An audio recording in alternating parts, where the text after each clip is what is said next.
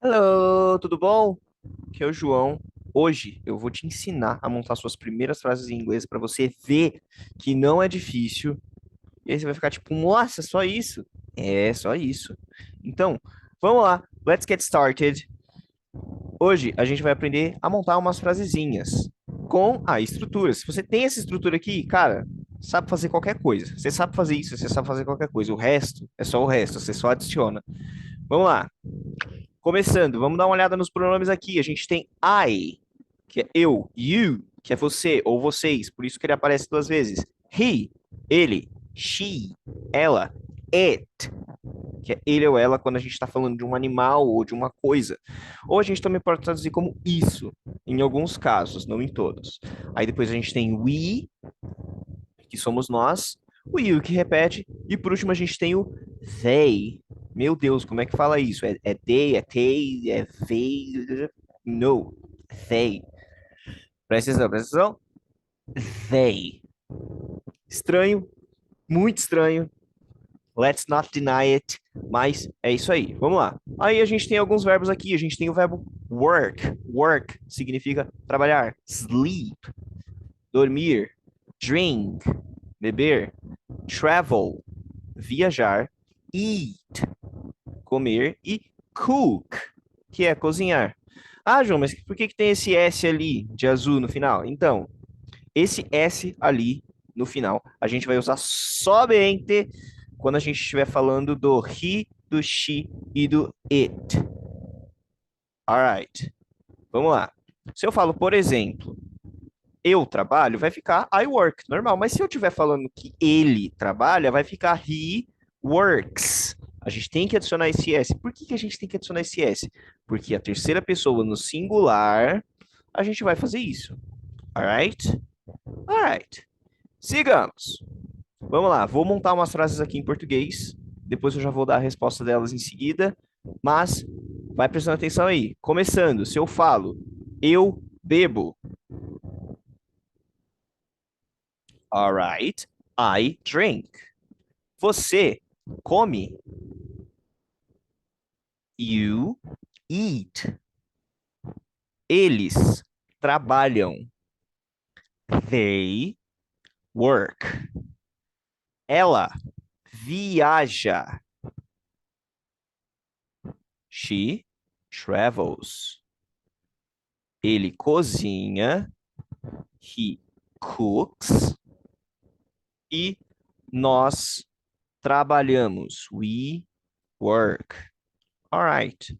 Basicamente, isso aqui que você faz quando você quer afirmar no presente. Ah, beleza, a afirmativa tá de boa, tá suave. Beleza, vamos fazer uma negativa então. Na negativa, o que que a gente vai fazer? Vai adicionar o que a gente chama de verbo auxiliar. O verbo auxiliar, ele tem tradução? Não, mas ele tá ali indicando, ó, isso aqui tá no presente, tá na negativa. No presente, a gente vai ter dois, que é o don't, que a gente vai usar com os pronomes de preto, e o doesn't, que a gente usa com o he, o she e o it. Como eles são auxiliares, a partir do momento que eles são adicionados numa frase, o nosso verbo ele não tem alteração, ele vai voltar para o infinitivo. Então, onde a gente tinha o S antes afirmando, agora que a gente está negando, a gente não vai mais usar esse S, porque já tem um auxiliar ali. Vamos montar umas frasezinhas. Se eu falo, eu não trabalho. I don't work. Nós não cozinhamos. We don't cook. Ela não bebe. She doesn't drink. Ele não dorme. He doesn't sleep. E assim sucessivamente. Claro que você vai adicionar vocabulários em cima disso e tudo mais. Alright? Alright. Depois a gente vai para interrogativa. Na interrogativa, ou pergunta, para deixar de uma forma mais simples, o que que a gente vai fazer? A gente vai pegar esses mesmos auxiliares, só que a gente vai colocar eles antes da pessoa. Então vai ser auxiliar, pessoa e o verbo, né? Só que aí a gente vai tirar aquela partícula negativa do auxiliar. Vai ficar do ou does? Ah, por que que tira? Porque a pergunta geralmente a gente faz na afirmativa. Posso fazer pergunta negativa? Pode, mas para não ficar muita informação, vamos fazer pergunta só assim mesmo. Alright. Aí o does a gente usa com he, she, it. E o do a gente usa com o resto. Vamos lá, como é que eu pergunto assim? Você trabalha? Do you work? Eles viajam? Do they travel? Nós bebemos? Do we drink? Ela cozinha? Does she cook? Ele bebe? Does he drink? Alright, very nice. Isso aqui só no presente. Eu nem sei quanto tempo já deu, mas ó, já sabe fazer frase no presente. Afirmativa, negativa e interrogativa. Vamos lá para o passado. Passado, a gente vai mudar um pouquinho as coisas, porque a gente vai trazer os verbos para o que a gente chama de segunda coluna. Vocês vão entender isso depois. A gente vai trazer eles para o passado, para a segunda forma deles, né? Então vamos lá. O verbo work, ele fica worked. O verbo sleep fica slept, com som de E mesmo, slept. O verbo drank, que é o passado de drink, né? Drink no presente, drank com som de E no passado. Travel, a gente vai adicionar o EDzinho lá. Traveled. O verbo eat vai ficar ate. E o verbo cook vai ficar cooked. Alright? E aí, eles conjugam do mesmo jeito para todo mundo. A gente não precisa adicionar letra, não precisa adicionar nada. Vamos lá, se eu falo assim que eu trabalhei, como é que fica? I work it. Você cozinhou.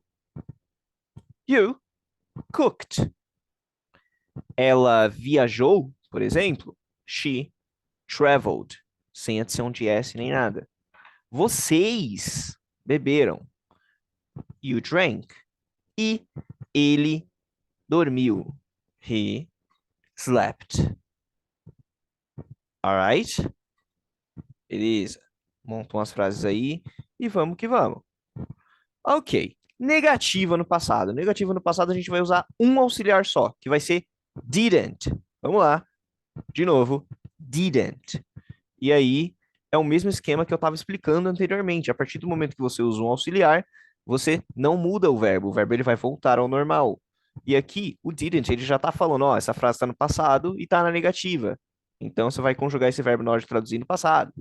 Então, vamos lá. Se eu falo que eu não viajei, I didn't travel.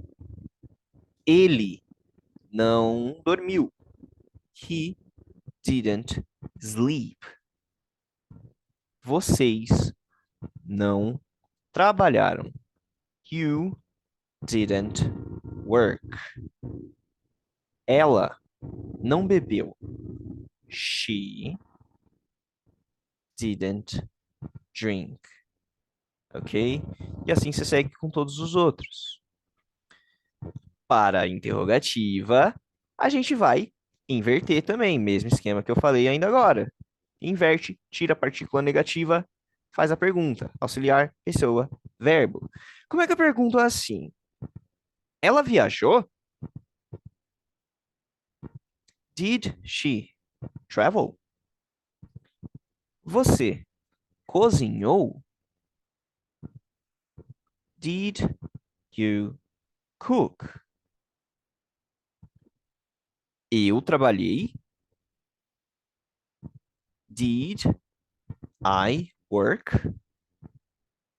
Ele comeu? Did he eat? Alright? Segue assim com os outros também. Isso com qualquer outro verbo. Lembrando de colocar ele no infinitivo. Porque o did já está mostrando que ele está no passado. Alright? I hope, no doubt. Eu espero que nenhuma dúvida. Vamos lá. E aí a gente vai para o futuro. Futuro que particularmente eu acho que é o mais fácil de todos. Porque a gente vai usar o auxiliar até para afirmar. Então não precisa nem mudar verbo. Não tem mais uma forma de verbo para você decorar aqui, para você conjugar no futuro.